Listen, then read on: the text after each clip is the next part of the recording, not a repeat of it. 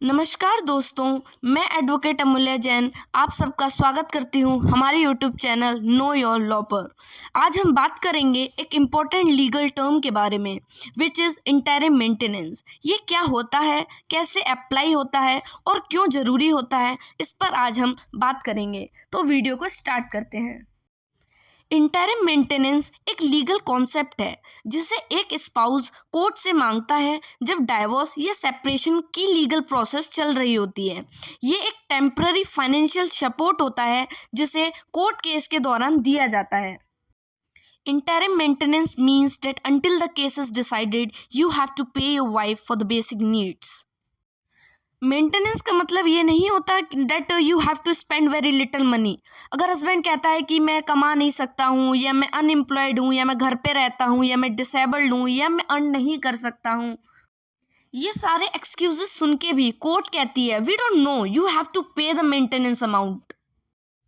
If the court orders it, interim maintenance is an order instructing the other party to pay them a fixed amount of money each month until the divorce is over।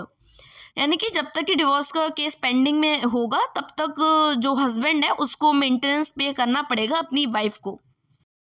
अगर आपको लगता है कि आपको interim maintenance की ज़रूरत है तो आपको अपने लॉयर के साथ मिलके कोर्ट में अप्लाई करना होगा। आपको अपनी फाइनेंशियल कंडीशन और केस के सर्कमस्टांसेस को क्लियरली प्रेजेंट करना पड़ेगा।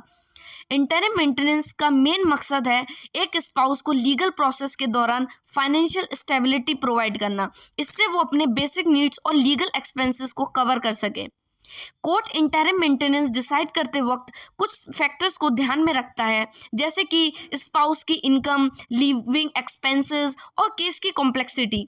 ये इंश्योर करता है कि सपोर्ट फेयर हो।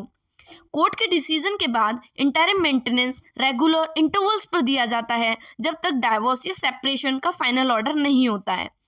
इंटरिम मेंटेनेंस एक क्रूशियल स्टेप है लीगल प्रोसेस में जो फाइनेंशियल स्टेबिलिटी को मेंटेन करने में मदद करता है।